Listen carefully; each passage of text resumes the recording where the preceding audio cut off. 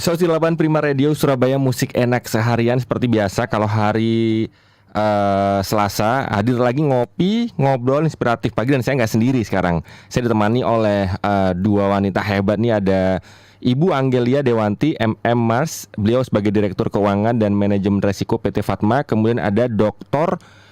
Seha Hasan Baagil MKes, beliau adalah Direktur Rumah Sakit Mata Fatma. Kita ngomongin mata sehat, aktivitas giat. Cuman selamat pagi Bu, saya cek suaranya dulu. Halo, selamat pagi.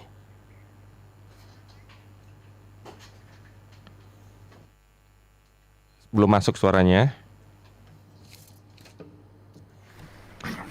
Selamat pagi. Oke, baik, selamat pagi, udah masuk suara. Maaf ya, kesalahan teknis sedikit. Selamat pagi. Baik, Bu, ini sebelum masuk ke tema itu saya biasanya suka ngasih tebak-tebakan ke para narsum yang hadir. Ini kan temanya mata sehat, aktivitas giat, ya kan? Yeah. Itu mata sehat memang penunjang ya aktivitas supaya giat. Cuman kadang itu seringkali kita itu ketemu sama gangguan mata ya. Dan gangguan sakit mata ini tuh biasanya lebih condong menyerang ke kaum pria. Itu biasanya penyakit mata apa ya Bu? Saya suka lupa. Mungkin Ibu tahu. Satu kata aja, sakit mata apa ya kalau pria biasanya ya? Tahu nggak Bu? Atau pas atau nebak silakan. Ini tebak-tebakan aja.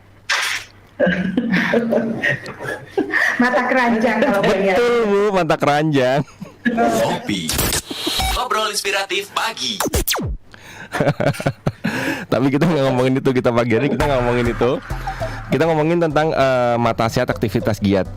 Baik Bu, ini sebelum kita masuk lebih dalam lagi, kenapa sih Bu kok kita itu bisa bilang mata yang sehat itu bisa penunjang aktivitas, bisa lebih sehat, lebih semangat dan sebagainya? Emang kenapa? Kenapa nggak harus kita bilang jantung? Kenapa nggak harus kita bilang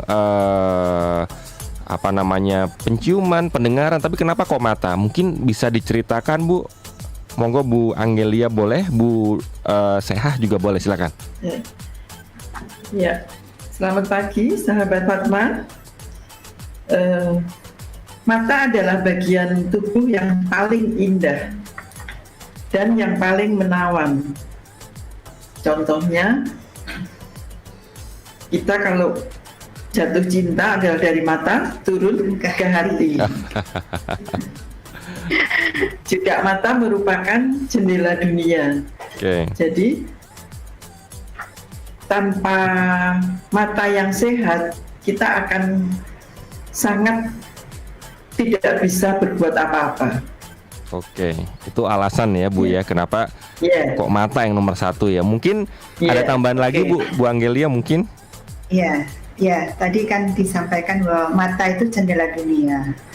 Nah, ini sangat-sangat merupakan investasi kita ya sebagai makhluk ciptaan Allah yang memang harus kita pelihara mata ini. Karena ketika kita tertidur, mata kita kan terpejam. Betul. Tapi begitu kita sudah melihat melihat sekeliling kita, wah ternyata kita masih bisa menghirup udara segar ini. Dan itu pun dari mata, bukan dari dari indera yang lainnya. Tapi mata ini memang menjadi vital karena dengan mata itu kita bisa melihat indahnya dunia ini.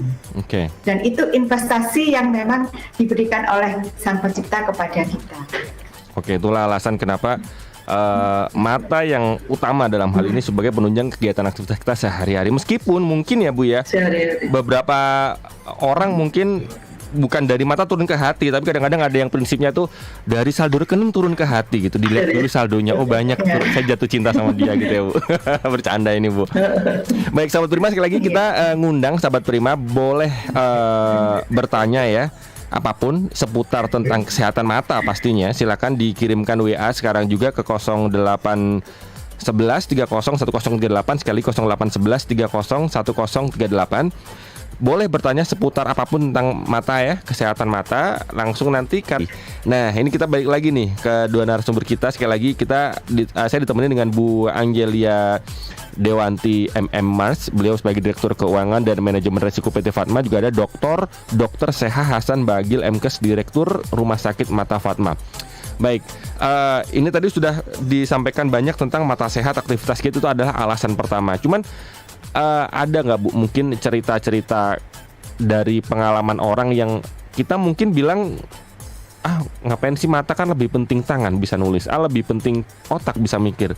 Ada nggak Bu cerita yang mungkin pengalaman yang orang akhirnya merasakan bahwa oh iya ya ternyata mata itu penting. Mungkin pernah menemui pasien yang akhirnya dia setelah sadar dan kemudian bercerita pentingnya mata seperti apa. Mungkin bisa diceritakan Bu, mungkin kesalahan kecil yang ternyata efeknya berpengaruh besar buat mata pasien itu dan akhirnya mengganggu aktivitas sehari-hari.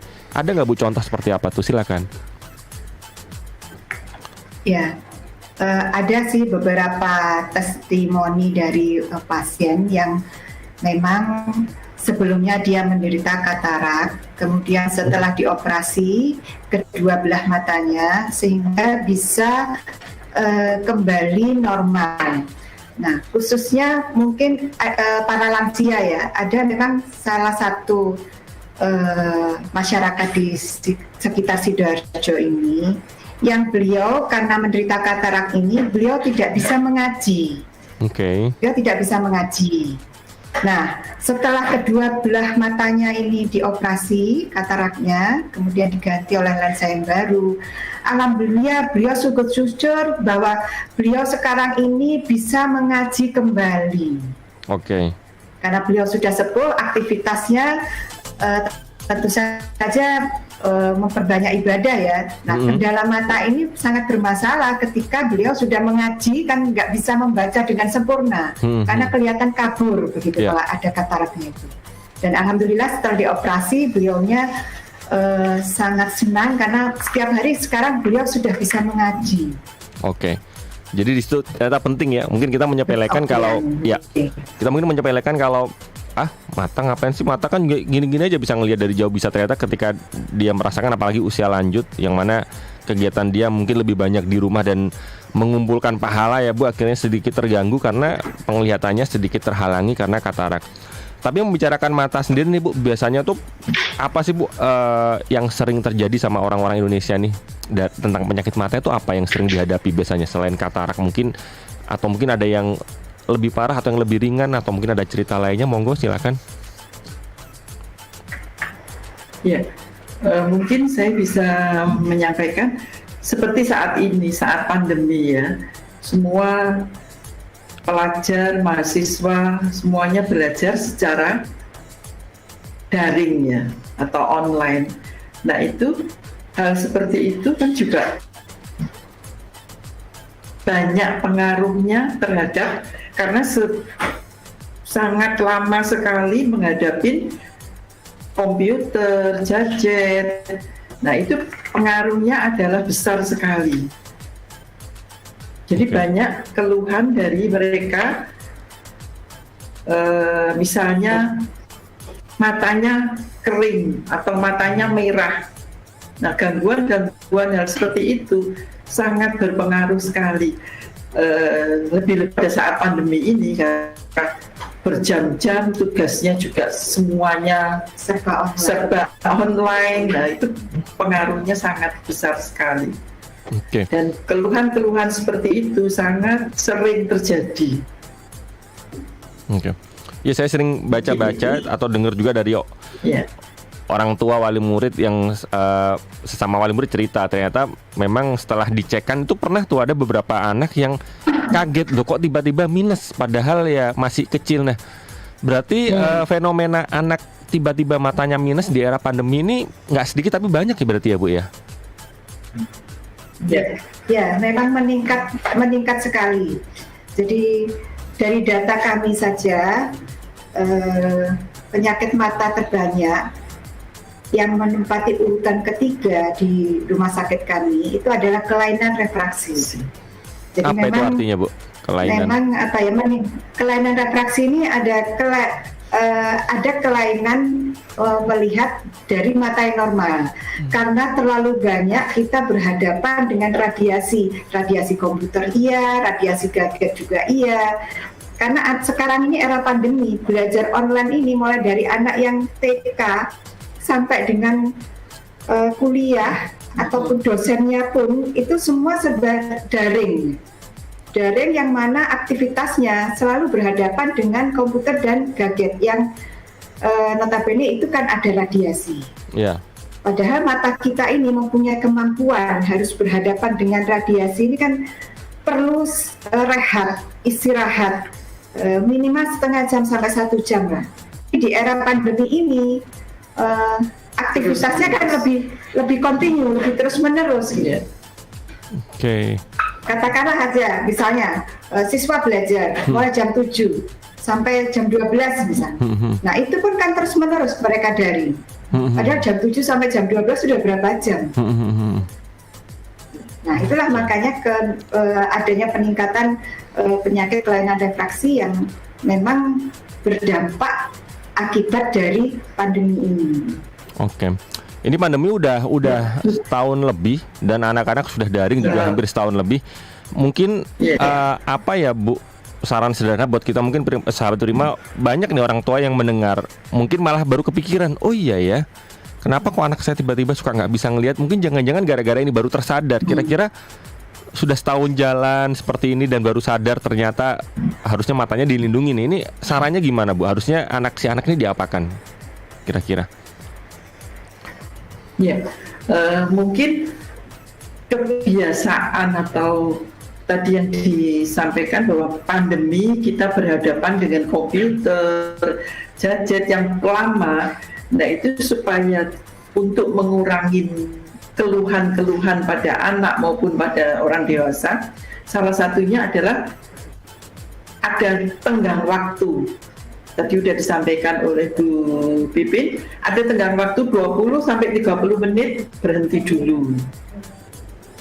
Oke. Jadi mungkin itu, kemudian juga disarankan jarak ya, jarak antara komputer dan gadget itu minimal 30 cm. Atau misalnya kita kalau misalnya nonton TV, jaraknya adalah kurang lebih 2 meter. Oke. Di samping juga harus ada istirahat yang cukup, jadi nggak boleh terus-menerus memakai gadget atau komputer karena itu tadi ada radiasi. Jadi mata ini juga butuh istirahat. Butuh juga kita perlu makanan-makanan yang bergizi, sayuran, buah, segala macam itu. Oke, baik. Jadi ternyata mungkin saya tambahkan juga boleh, ya, boleh, silakan. Saya tambahkan ya, yang paling penting adalah untuk menjaga kondisi mata kita ini di era pandemi ini karena daring ya. Memang kewaspadaan orang tua kepada putra-putrinya itu harus lebih ditingkatkan. Untuk mencegah kewaspasan orang tua, setidaknya karena pandemi ini sudah 1 tahun, ya kita periksakanlah mata anak kita ini ke rumah sakit khususnya di Rumah Sakit Mata Fatma ini bisa memeriksakan minimal selama pandemi ini satu kali. Oke. Minimal 1 kali dalam masa pandemi ini supaya kita bisa mengetahui kondisi mata anak kita ini bagaimana. Jangankan orang tua, saya sendiri punya anak kan juga was-was. Anak saya ini selama daring banyak, kan ini sudah 1 tahun tidak sekolah, kerjanya cuma bermain dengan gadget saja. Itu sudah menjadi kekhawatiran sendiri bagi saya sebagai orang tua. Nah supaya meminimalkan kekhawatiran kita sebagai orang tua, setidaknya periksakan putra-putri bapak ibu ini ke rumah sakit mata. Oke, bisa ke Rumah Sakit Mata Fatma juga boleh sekali ke sana. Iya, silakan. Oke, baik. Oke Bu, ini semakin seru dan pertanyaan kayaknya udah beberapa masuk. Saya tahan dulu, nanti akan saya balik lagi setelah ini di sesi berikutnya. Saya akan angkat beberapa WA yang masuk, saya sampaikan ke Ibu narasumber untuk dibantu menemukan solusinya. Tetap di Ngopi, Ngobrol Inspiratif Pagi sampai nanti jam 10 pagi. Ngopi, Ngobrol Inspiratif Pagi.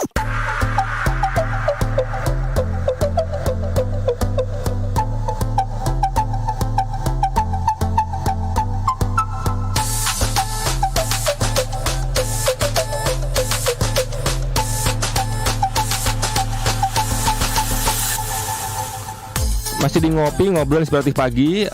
Bu, saya izin baca yang WA masuk dulu, boleh ya Bu, pertanyaannya Bu? Iya. Ini saya bacakan satu dulu aja.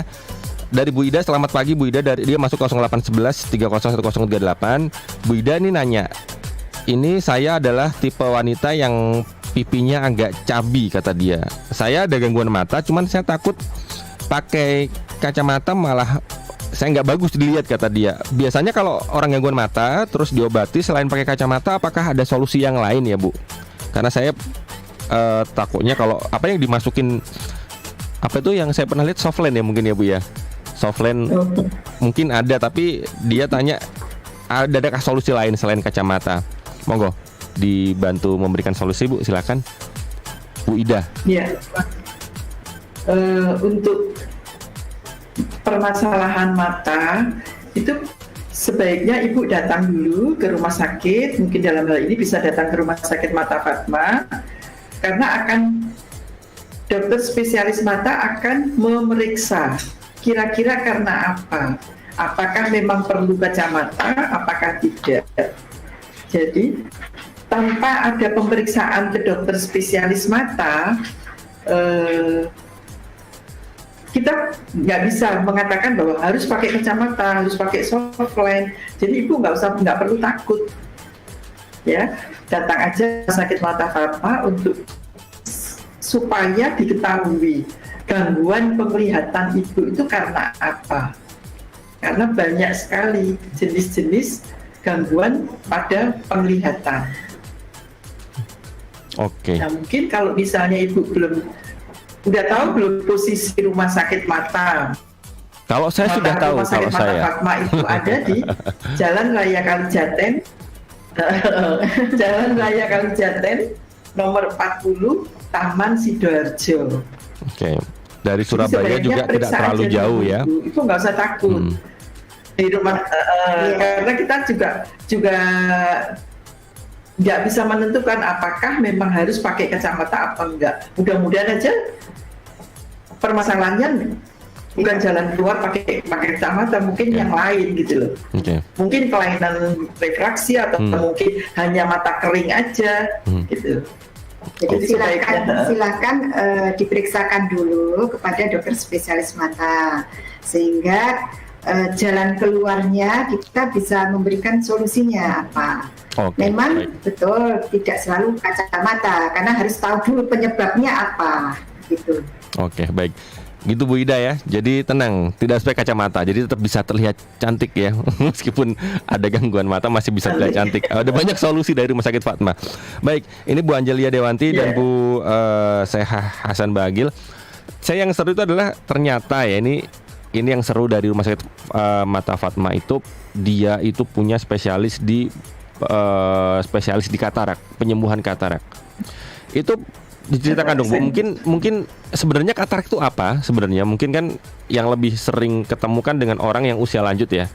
Apakah di usia muda seperti kita harus bersiap-siap juga supaya nggak ketemu katarak? Nah kalau udah terlanjur kena itu biasanya diapakan sih Bu kalau di Rumah Sakit Fatma itu, silakan.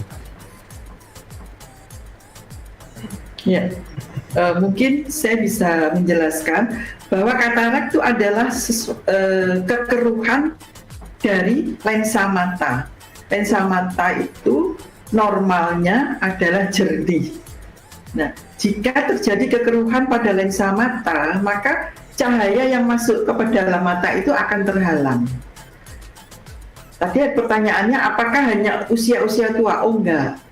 Usia muda pun juga bisa, karena penyebab katarak adalah banyak sekali. Misalnya terpapar oleh sinar ultraviolet. Kemudian kalau misalnya perokok, bisa juga dari penyakit-penyakit yang ada, misalnya diabetes mellitus, hipertensi. Kemudian pada ibu-ibu hamil juga bisa terjadi. Pada ibu-ibu hamil itu misalnya terjadi infeksi rubella, itu akan mengakibatkan katarak pada kongenital pada babynya. Jadi kita semua harus waspada, harus hati-hati. Jadi bukan hanya usia lanjut aja, tapi usia muda pun juga bisa. Secara garis besar bahwa katarak ini tidak terbatas pada usia tua atau muda. Mulai dari bayi sampai dengan usia lansia pun itu ada penyebab-penyebab yang memang bisa memunculkan katarak itu. Jadi mulai dari bawaan lahir, mulai dari gaya hidup, dan penuaan. Biasanya orang-orang yang sudah mulai masuk masa pralansia sampai dengan lansia, nah ini juga ada kemungkinan besar terkena katarak ini. Jadi segala usia, mulai dari bayi sampai dengan lansia. Oke. Tanda-tanda awal tuh kalau punya keluhan katarak apa, Bu ya? Kadang-kadang orang nggak bisa bedakan, mungkin cuman sakit mata biasa, pakai obat mata nanti juga sembuh. Tanda-tanda utama awal itu biasanya gimana, Bu? Kalau orang ternyata dia punya sakit katarak, silakan. Tanda-tanda yang pertama yang mungkin dirasakan adalah, jadi karena lensa matanya keruh, dia akan melihat sesuatu itu kabur. Kemudian ada juga yang misalnya melihat cahaya itu terdapat lingkaran di sekitar cahaya tersebut. Kemudian apa? Kabur, kemudian ganda, penglihatan yang ganda. Ya. Jadi memang sebaiknya kalau misalnya ada keluhan-keluhan itu segera aja datang memeriksakan ke Rumah Sakit Mata Fatma. Oke. Mungkin di Rumah Sakit Fatma pernah ada pengalaman nih, Bu, menangani pasien yang punya katarak tapi usianya paling muda. Itu pernah pasien termuda usia berapa, Bu? Biar kita tuh ada gambaran ternyata usia segini juga bisa kena katarak ya. Mungkin ingat-ingat gitu. Ada balita ya, kita melayani balita juga ada katarak dioperasi dengan usia yang masih balita. Itu karena turunan atau apa ya, Bu ya mungkin? Atau yang rubella tadi ya mungkin ya? Ya, yang faktor kongenital tadi. Kongenital. Ya. Oke, nah jadi ini kemungkinan pada waktu ibu hamil dia terkena infeksi rubella. Nah itu pada saat melahirkan akan terjadi gangguan-gangguan penglihatan pada babynya atau pada bayinya. Otomatis secara bertambahnya usia mulai ada keluhan-keluhan gitu. Oke. Ini kalau misalnya orang dewasa atau anak-anak udah bisa bicara TK, SD kan udah bisa ngomong. Ini saya nggak kelihatan mah, ini kok nggak kelihatan. Tapi kalau anak bayi kan nggak bisa ngomong, masih belum bisa ngomong. Itu gimana sih, Bu, cara pemeriksaan dini ini orang tua mengetahui dini anaknya ini normal atau mungkin ada gangguan mata katarak misalnya, itu cara paling gampang gimana, Bu? Mungkin apa dikasih senter atau apa? Ini yang punya baby di rumah. Biasanya ibu itu kan orang yang paling dekat dengan baby ya, paling dekat dengan baby. Kemudian ada indikator-indikator pada bayi ini yang kita bisa mendeteksi. Contoh misalnya ada bayangan, tapi kok dia hanya fokus tidak noleh kemana-mana gitu ya. Jadi ketika dikasih mainan, bayangan, tidak ada reaksi. Dia tidak bereaksi apa-apa, matanya hanya fokus misalnya ke depan saja. Jadi si ibu pasti sudah mulai pas loh. Kenapa ya anak saya ini ya? Kok saya kasih mainan di sini dia masih melihat ke depan. Saya kasih mainan di sebelah kiri berwarna-warni, kok masih dia fokus ke depan. Nah biasanya si ibu itu secara insting ya, naluri itu sudah mulai curiga. Ada apa dengan anak saya? Nah biasanya orang tua ini sudah mulai peka dan mulai ingin memeriksakan apakah memang benar anak saya ini ada kelainan atau tidak. Oke. Ini katarak kayaknya serem sekali ya. Kalau saya sering dengar cerita dari saudara, temen, itu katarak kan kayak nggak bisa ngeliat sampai seperti apa. Nah, ini kalau sampai terlambat misalnya, Bu, entah anak-anak, entah orang dewasa, entah bahkan orang lanjut usia, kalau misalnya sampai terlambat, kataraknya tidak diperiksakan, itu akibat paling fatal itu apa sih, Bu? Akibat yang paling fatal adalah kebutaan. Jadi seperti tadi disampaikan di awal bahwa penyebab kebutaan yang terbanyak angka kebutaan di Jawa Timur adalah tertinggi di Indonesia. Kemudian penyebab kebutaan yang terbanyak, 80% kebutaan disebabkan oleh katarak. 80% oleh katarak. 80% dan itu tinggi sekali. Itu disebabkan oleh katarak. Oke. Dan tindakan operasi katarak adalah menurunkan angka kebutaan 25%. Jadi turunnya itu 25%. Serem ya ternyata Jadi ya. memang jadi memang yang paling tepat adalah dilakukan tindakan operasi katarak. Sudah tadi dikatakan bahwa Rumah Sakit Mata Fatma adalah merupakan katarak center. Produk unggulannya Rumah Sakit Mata Fatma adalah katarak center. Di sini dokter-dokter ahli mata spesialis mata itu sangat ini sekali gitu loh. Salah satunya dengan melakukan teknik pakoemulsifikasi. Apa itu, Bu? Yaitu tindakan menghancurkan. Jadi lensa yang sudah keruh tadi dihancurkan dengan gelombang atau getaran ultrasonik. Kemudian diganti dengan lensa buatan. Okay. Nah, tindakan-tindakan ini atau operasi ini membutuhkan waktu yang cepat, aman, tidak butuh sayatan, dan segera kembali sembuh dalam waktu. Maksudnya tindakan ini tidak butuh rawat inap. Jadi dilakukan di Rumah Sakit Mata Fatma ini dengan sistem one day care. Apa artinya one day care? Tanpa rawat inap. Cukup perawatan hanya dalam 1 hari aja sudah bisa pulang dan kembali beraktivitas kembali.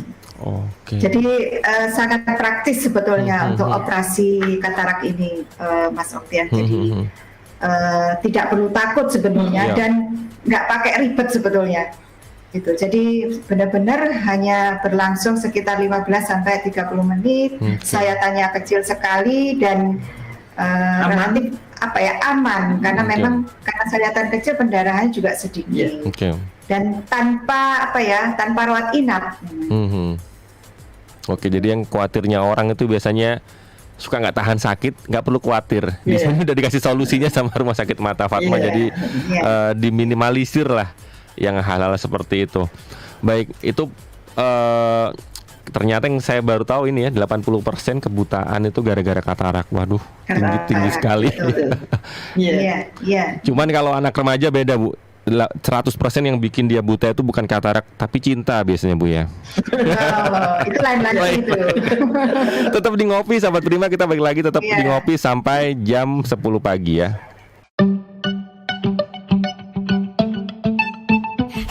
Ngopi, ngobrol inspiratif pagi.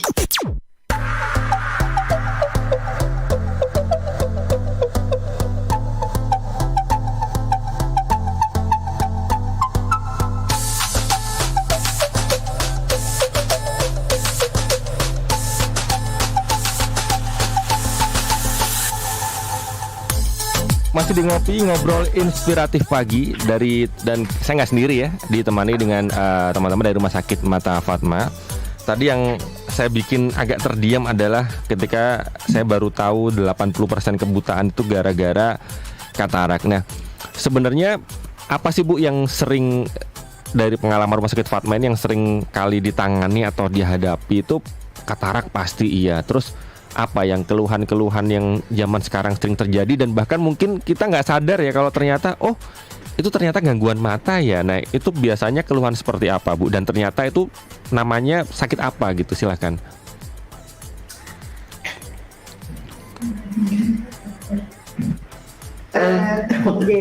Jadi memang benar kalau dikatakan katarak itu menyumbangkan 80% kebutaan di Indonesia. Tapi bukan cuma katarak saja yang menyumbangkan kebutaan di Indonesia. Ada penyakit keduanya yaitu glaukoma, itu yang menyumbang kebutaan juga.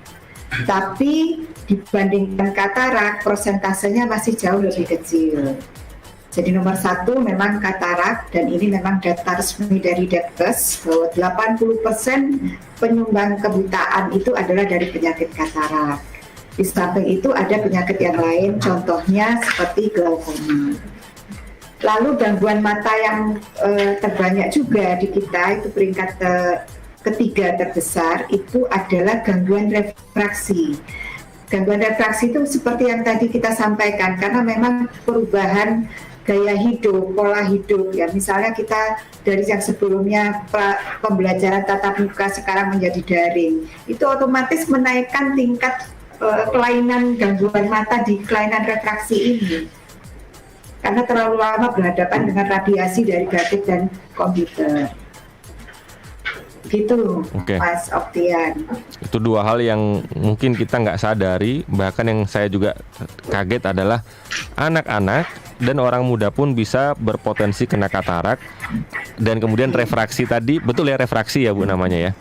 Ya, kelainan refraksi. Kelainan ini malah sekarang lagi musim. Refraksi. Ini musim terjadi gara-gara sekarang sekolah daring, jadi anak sering melihat layar gadget. Nah, kalau saran dari Rumah Sakit Fatma tadi, paling nggak selama pandemi ini udah jalan 1 tahun lebih ya, itu paling nggak pernah 1 kali memeriksakan mata untuk anak-anak. Jangan sampai nanti udah terlalu nyaman, begitu pas sekolah kan Juli tatap muka nanti kan, kemudian lihat kelas anaknya jadi kok nggak kelihatan, kok burem. Nah, gawat kalau taunya baru di situ nanti kan kasihan si anaknya. Baik Bu, Rumah Sakit Fatma sendiri nih Bu, Rumah Sakit Mata Fatma sendiri tuh di daerah Taman Sidoarjo tempatnya ya, itu bisa diceritakan Bu mungkin layanannya seperti apa, jadi kita ketika di sana tuh bisa nanti ketemunya tuh atau janjian dulu atau mungkin seperti apa, monggo silakan.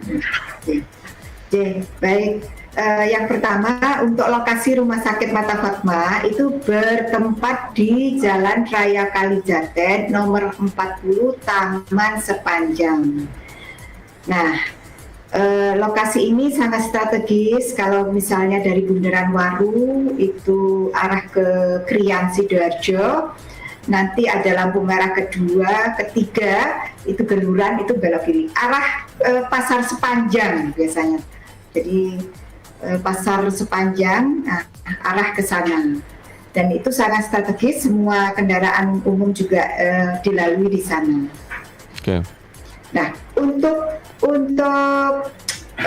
pelayanannya kami buka setiap hari, mulai hari Senin sampai dengan Minggu, melayani semua pasien kita, baik itu pasien umum maupun pasien asuransi, baik itu asuransi yang BPJS Kesehatan maupun non BPJS Kesehatan. Jadi kita buka 7 hari kerja. Untuk jam Bu, untuk jam? Pelayanan kami buka mulai jam 7 pagi sampai jam 9 malam. Oke. Untuk di rawat jalannya. Kalau rawat inap kita buka 24 jam.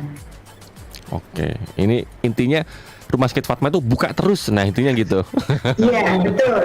Walaupun hari Minggu dan hari besar nasional ya Mas Oktian ya. Betul. Yang perlu digarisbawahi, hari libur nasional pun kami buka melayani masyarakat. Nah, ini yang penting nih, karena orang kerja biasanya waktunya nggak ada lain ya, waktu tanggal merah sama libur nasional, waktu meriksa seperti ini kan. Atau hari Minggu. Jadi buat sahabat Prima nih mungkin mulai kepikir, aduh anak saya jangan-jangan ini udah nggak ada gangguan nih. Nah, ini nggak usah khawatir, ambil cuti kantor atau apa nggak usah, datang aja di hari libur bisa. Nanti kalau dari Surabaya turun tol udah dekat ke sepanjang di Rumah Sakit Mata Fatma itu. Untuk sosial media ini kayaknya nggak perlu dijelasin karena di layar sudah tampak nih. Kalau Facebook Mata Fatma, kalau Instagram RS Mata Fatma, kalau website di matafatma.com, nomor teleponnya juga sudah ada 0895055250005. Wah, saya bisa kelihatan dari sini, berarti mata saya bagus ya Bu ini ya Bu ya. Bagus. Pakai kacamata soalnya. Iya. Oke. Mungkin saya nambahkan Mas. Boleh. Silakan. Mas Okta. Jadi di Rumah Sakit Mata Fatma ini pelayanannya juga mulai dari pelayanan rawat jalan, pelayanan rawat inap, kemudian juga ada pelayanan kamar bedah, ada juga pelayanan farmasi, laboratorium, kemudian rekam medis, ambulan. Jadi semua insya Allah kami ada melayani. Jika misalnya mungkin ada pasien yang mungkin aksesnya mungkin agak susah, itu kita juga ada ambulan. Oh, lengkap sekali ya. Ya. Dan saya tambahkan lagi, boleh silakan. Yang berkaitan dengan pendaftaran pasien, kami tidak mempersulit. Jadi pasien boleh datang langsung ke kami, boleh mau daftar dulu melalui WA kami juga boleh di nomor 089505525005 atau ke website kami di www.matafatma.com. Jadi monggo bisa silahkan mau daftar, mau pesan dulu tempat silahkan. Datang langsung pun kami juga melayani. Jadi nggak usah takut, oh nanti saya nggak kebagian tempat kalau nggak pesan dulu ya. Tidak, tapi kita layani. Baik. Terakhir Bu, sebelum kita menutup ngopi hari ini sekaligus closing statement, kasih tahu lagi dong Bu tips ini buat kita nih sahabat Prima, supaya gimana sih cara menjaga kesehatan mata yang pas itu, entah itu anak-anak, entah itu orang dewasa. Silakan Bu Angelia Dewayanti, MMR selaku Direktur Keuangan dan Manajemen Resiko PT Fatma, juga Dokter Sehat Bagi Lemkes selaku Direktur Rumah Sakit Mata Fatma. Silakan Bu, sekaligus closing statement untuk kopi pagi ini. Ya, baik dari saya. Tips supaya menjaga mata kita tetap sehat, yang pertama pasti kita harus menjaga pola hidup kita sehat dan bersih. Nah, sehat itu kita harus jaga pola makan kita, makan makanan yang banyak mengandung vitamin A. Ya, tentu saja sayuran hijau itu banyak mengandung vitamin A, brokoli, bayam, dan kalau buah itu pisang itu buah yang sangat hebat sekali, itu bagus untuk mata. Dan kalau ikan itu ikan salmon yang memang kaya gizinya untuk mata kita. Kemudian pola hidup kita menjaga agar mata kita ini tidak terlalu lelah. Contoh, kalau kita memang harus daring, sekolah tatap muka dengan daring, kita perlu membatasi diri. Jadi 1 jam kita rehat, kita melihat misalnya tanaman-tanaman yang hijau, kita rehat, atau kalau anak kecil misalnya bermain-main dulu lah sebentar gitu ya. Kemudian kita baru melanjutkan lagi untuk daring atau mengerjakan soal-soal yang mungkin ada di komputernya itu gitu. Jadi kita harus menjaga. Memang kalau anak kecil agak susah ya, karena dia kan maunya bermain, apalagi kalau sudah gadget itu lupa diri gitu. Jadi orang tua yang harus mengingatkan. Kemudian gaya hidup berikutnya adalah tidur istirahat yang cukup. Nah, ini bukan cuma untuk kesehatan mata, tapi untuk semua kesehatan organ tubuh kita. Gitu. Mungkin dari Dokter Cici bisa menambahkan. Silakan. Ya. Saya mungkin tambahkan, nggak usah takut datang ke Rumah Sakit Mata Fatma, karena semuanya di Rumah Sakit Mata Fatma melewati atau mengikuti protokol kesehatan, mulai dari pintu masuk, jadi dari depan, jadi semua pengunjung, pasien, karyawan, petugas rumah sakit atau petugas medis, begitu masuk harus memakai masker. Kemudian yang kedua harus cuci tangan dengan air yang mengalir. Ketiga, pemeriksaan suhu tubuh. Kemudian menjaga jarak, baik itu di ruang konsultasi dokter ataupun di ruang tunggu. Kemudian yang berikutnya, jaga jarak, petugasnya atau petugas di rumah sakit semuanya memakai APD, alat pelindung diri, dan di Rumah Sakit Mata Fatma selalu dilakukan sterilisasi dengan disinfektan secara rutin atau secara berkala. 1 minggu 3 kali itu Mas Alfian. Jadi nggak perlu takut ya, datang ke Rumah Sakit Mata Fatma. Oke, baik. Dan tambahan satu lagi, Boleh, silakan. tambahan satu lagi dari saya, yang jelas dari kami semua, seluruh garda yang melayani di pelayanan dari petugas medis, paramedis maupun petugas penunjangnya, ini sudah dilakukan vaksinasi. Oke. Jadi jangan khawatir lah. Seru. Baik, terima kasih sekali. Ini lagi-lagi kalau ngopi itu yang harus memberhentikan ya gara-gara jam aja. Kalau jamnya nggak ada waktunya bisa terus sampai malam ngobrol terus kita Bu ya. Karena masalah kesehatan itu tidak akan ada habisnya. Kita khawatir terus gimana caranya supaya kita terus sehat. Baik Bu Angelia Dewanti juga Bu Dokter Sehah Hasan, terima kasih banyak waktunya, sudah meluangkan waktu untuk memberikan kita banyak hal tentang gimana caranya menjaga kesehatan mata kita. Salam kami buat teman-teman di Rumah Sakit Fatma Fatma ya Bu ya. Semoga tetap sehat semua di sana, beraktivitas dengan baik semuanya. Saya Oktian Nanugraha pamit. Selamat pagi dan selamat beraktivitas sahabat Prima.